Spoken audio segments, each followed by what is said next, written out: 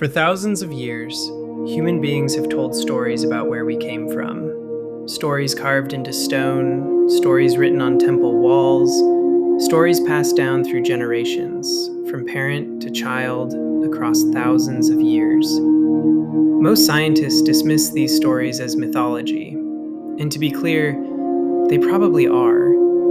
But something strange happens when you step back and look at them together.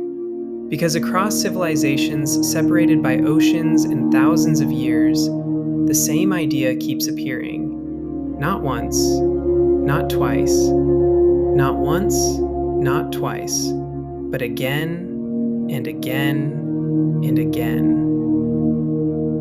The idea that knowledge came from the sky.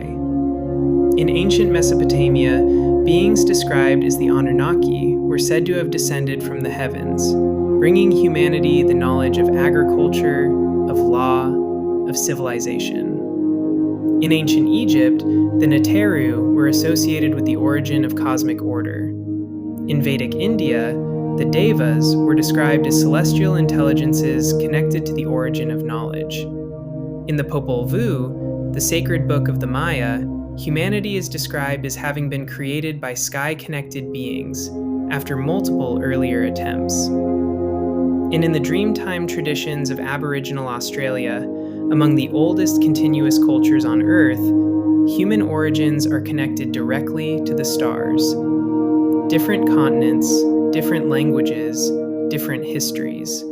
Yet the same strange idea appears, repeatedly. Not simply gods in the sky, but origins connected to the sky.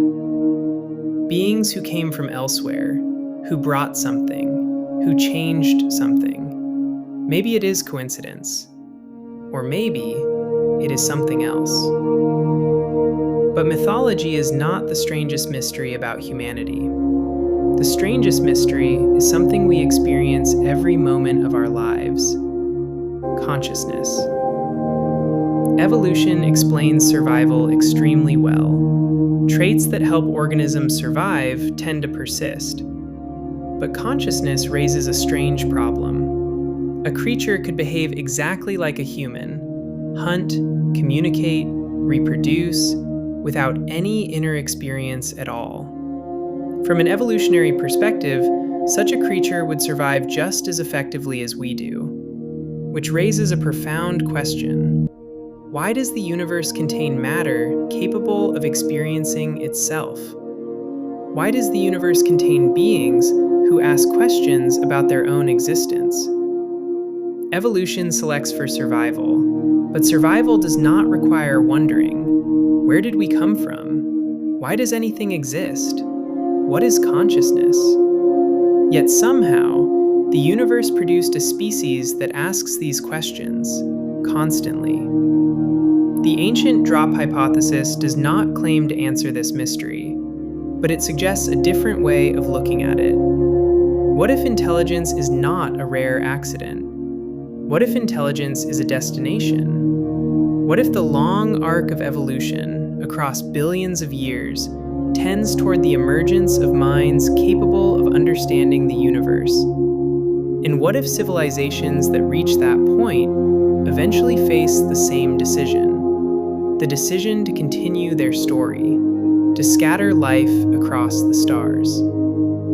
If that is true, then consciousness may not be an accident. It may be the return on an ancient investment. The universe spent 13.8 billion years producing matter capable of asking where it came from. And now, finally, the universe is able to ask the question.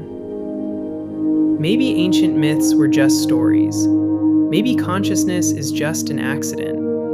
Maybe life on Earth began entirely on its own. Or maybe something happened long ago that we are only beginning to understand. Something written not in stone, but in biology. Think about it.